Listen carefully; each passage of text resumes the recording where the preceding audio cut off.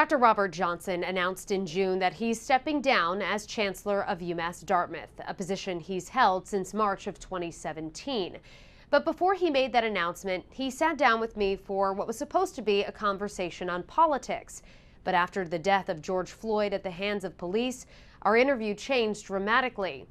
Dr. Johnson dove deep into the issue of race in our country. It's a moment that Dr. Johnson says he still remembers plain as day, the first time he experienced police brutality. 13 years old, growing up in Detroit, walking home from the candy store with his friend Lindsay. It was the summertime. We were just minding our own business. And this unmarked police car pulled up. It was 4 white police officers. We called them the Big Four. But the formal name was the Stress Unit in Detroit. And they drove around, 4 police officers strong, and they were always big police officers. And, they came, got us, threw us up against the hood, and we kept asking, what did we do? Why did you stop us? What did we do?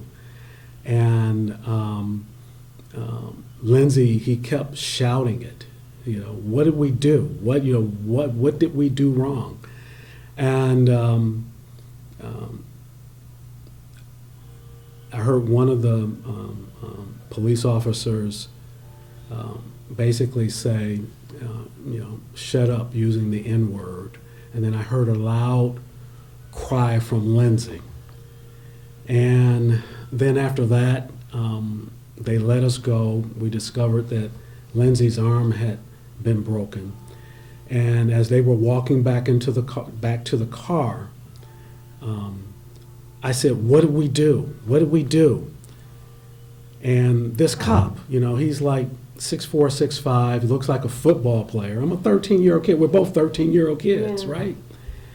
And he kind of has this smirk on his face, and he said, we thought you had a knife. Now carry your black ass home.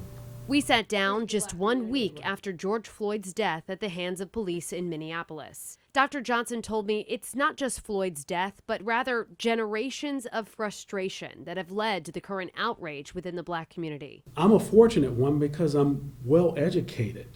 But if you've been struggling to put food on your table every day for the last 2, 3, or 4 weeks in the midst of this pandemic.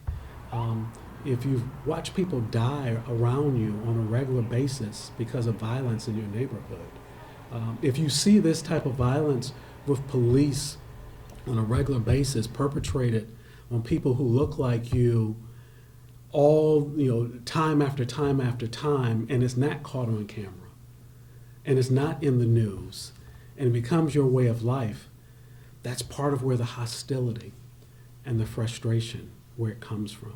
Even with a prominent position and 6 degrees between him and his successful wife, Dr. Johnson tells me they feel the sting of racism in their daily lives. We're in the Natick Mall. This was back during the last Christmas holidays. We still get followed around in the store. I can still get on the elevator dressed like this in downtown Boston. And it's happened on more than one occasion that if it's just me and there's a white female there and she'll clutch her purse like I'm going to attack her, in an office building. I still get nervous if I'm driving alone and a police car pulls up behind me. Doesn't matter if it's night or day. Nothing has tragically happened to me as a result of that, but that's my reality. A reality he described to me as 2 Americas, one black and one white. This is broader than just policing and the criminal justice system. This is about income inequality. This is about food insecurity. This is about housing insecurity. I do think we're on the cusp of the next movement. And this generation of young people, and my generation of people for that matter, black, white, brown, blue, or indifferent, enough is enough. When does it end? I am hopeful, but I am the eternal optimist. And I hope that we do more than just have a conversation and a discussion. And Dr. Johnson told me he believes the overwhelming majority of police officers are good, decent people who deserve to go home to their families as well. As for his next career move, we'll have to wait and see.